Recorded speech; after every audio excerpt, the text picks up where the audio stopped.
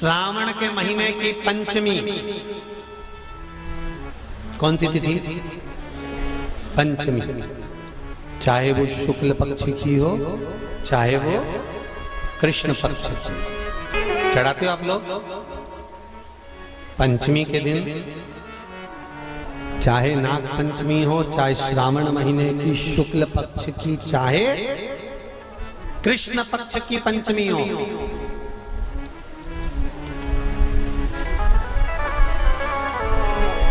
शिव जी पर जल चढ़ाया गया।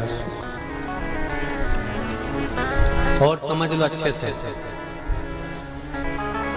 श्रावण महीने की पंचमी के दिन देवाधिदेव महादेव पर चढ़ाई गई शमी पत्र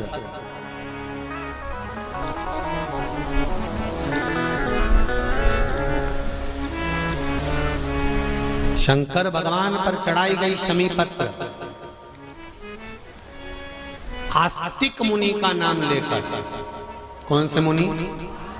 आस्तिक मुनि का नाम लेकर शमी पत्र को वापस उठाकर उसको अपने दरवाजे की चौखट पर कहीं पर भी या द्वार पर कहीं पर भी एक ओर रख देने पर घर के अंदर, बगीचे के अंदर सर्प प्रवेश नहीं करता।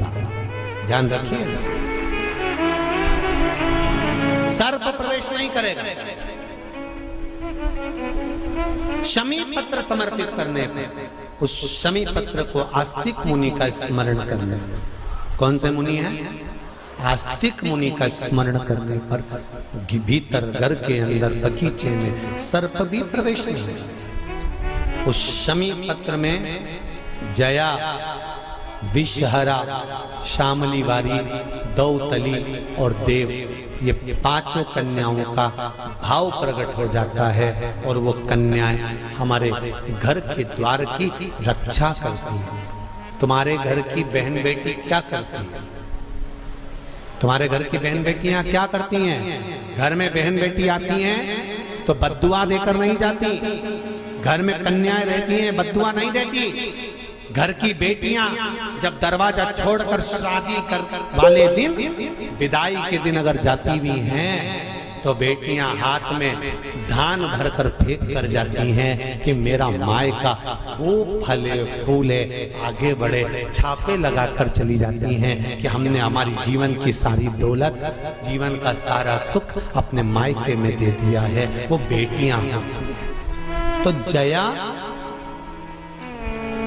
विषहरा, शामली बारी, दौतली, देव, ये उस घर में निवास करती हैं जिससे ये घर में हम रक्षा कर सकते,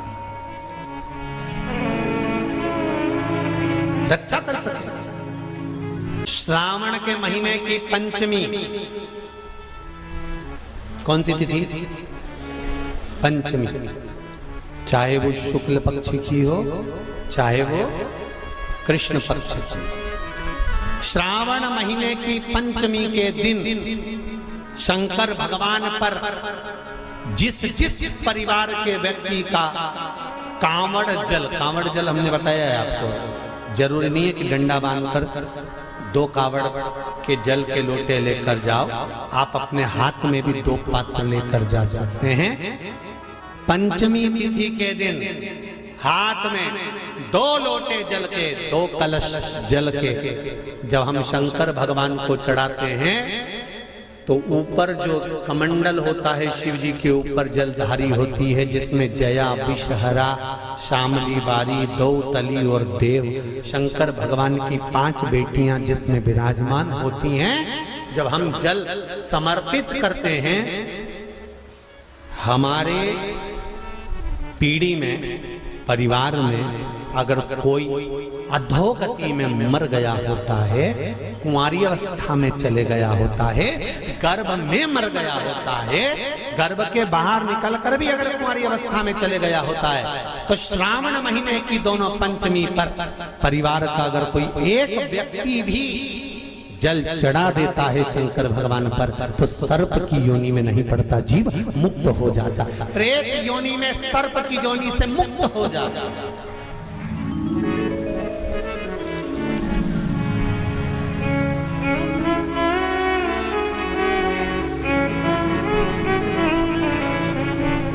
महाराज हमारे यहाँ सांपों की पूजन कौन से दिन होती है, कौन सी तिथि में करते हैं? जम के बोलो जरा। नाग पंचमी। नाग पंचमी का मतलब क्या है? सांपों की पूजन करो। नाग पंचमी का मतलब होता है शंकर जी के मंदिर में जाकर एक लोटा जल समर्पित कर दो। उसका कारण क्या है कि हमारे परिवार में, हमारे कुटुंब में कोई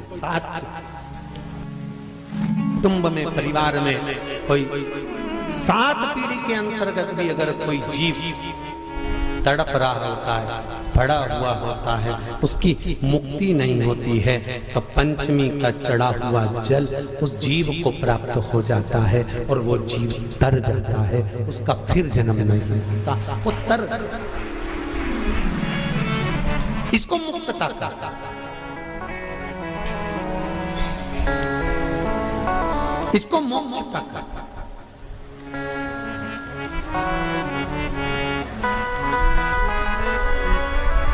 ये मुक्ति, ये मोक्ष, इसी को कहेंगे कि ये मुक्तता है।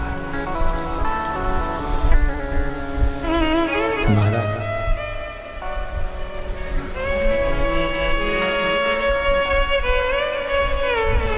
चढ़ाते हो आप लोग पंचमी के दिन,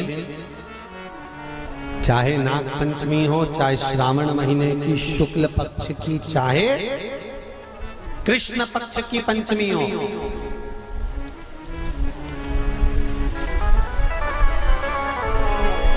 शिव जी पर जल चढ़ाया गया।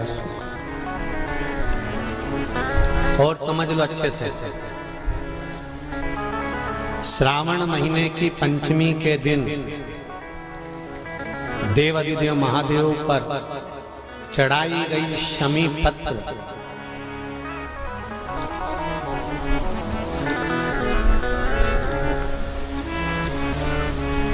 शंकर भगवान पर चढ़ाई गई शमी पत्र आस्तिक मुनि का नाम लेकर, कौन से मुनि?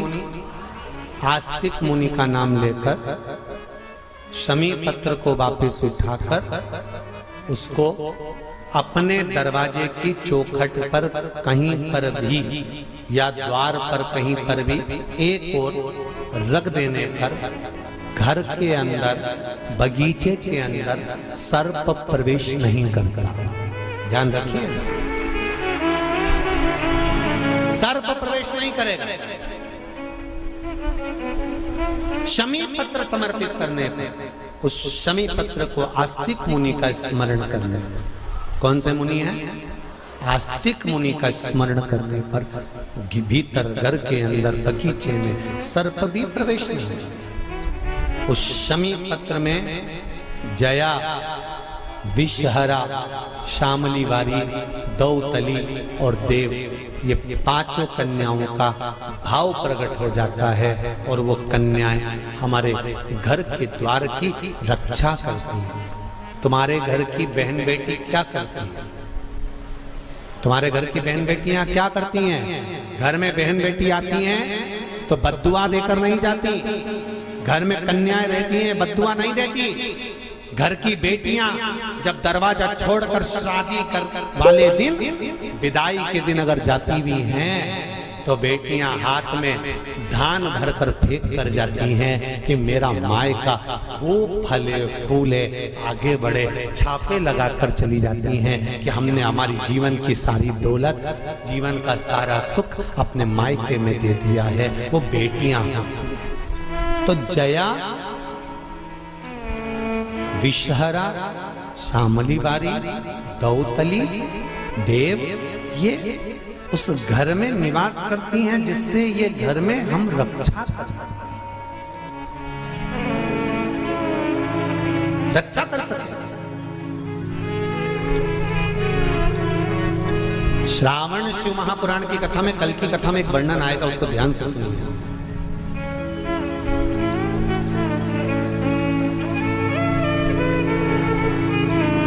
उदर, पेट, सारी बीमारियों का केंद्र बिंदु है। सारी बीमारियों का केंद्र बिंदु हमारा उदर।